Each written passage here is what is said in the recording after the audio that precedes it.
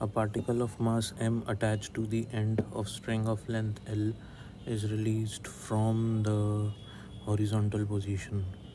The particle rotates in a circle about O as shown. When it is vertically below O, the string makes a contact with a nail N placed directly below O.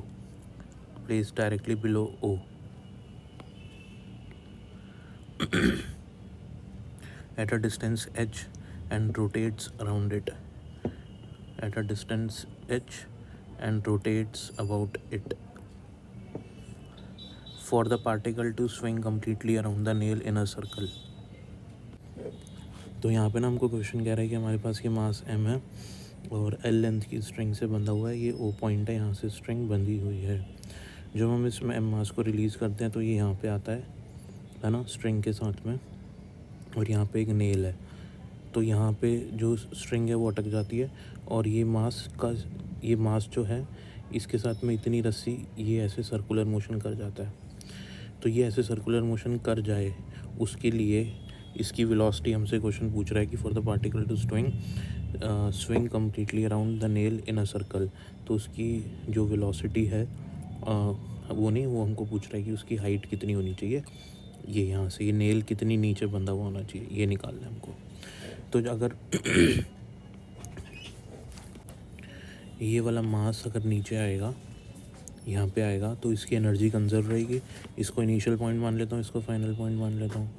तो total energy initial बराबर total energy final, तो initial total energy हो जाएगी you आई की आई और final हो जाएगी U F की एफ। ठीक है, तो इनिशियली इसके पास हम लोग ले लेते हैं कि ये जो है ना, ये वाली हाइट, ये रेफरेंस लाइन ले लेता हूँ मैं, ये हो गई मेरी रेफरेंस लाइन।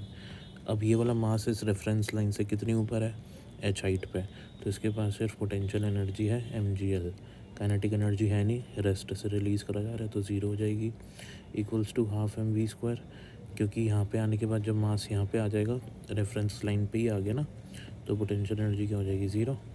काइनेटिक एनर्जी यहाँ पे आने के बाद इसके पास कुछ वेलोसिटी रहेगी, तो काइनेटिक एनर्जी हम लोग लिख लेते हैं half m v square.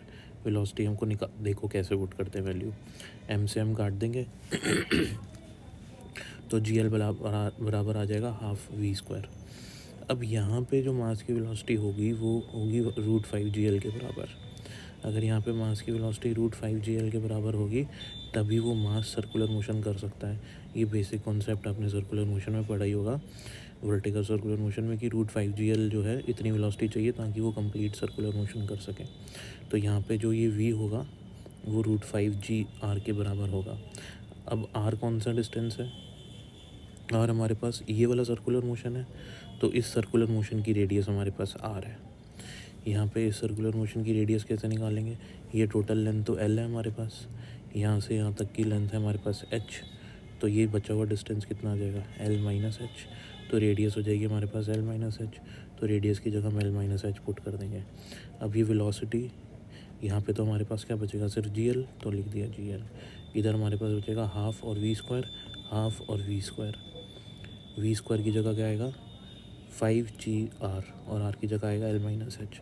Value substitute कर दी, 2 वहाँ मल्टीप्लाई हो जाएगा तो ये जाएगा 2 जी एल, और यहाँ पे 5 जी एल और 5 G H, 5 G H, right. अब इसको हम ले लेते हैं लेफ्ट साइड पे, तो हो जाएगा -3 G L minus 5 G H, minus minus cancel, G cancel, तो एच आ जाएगा हमारे पास 3l/5। Thank you for watching.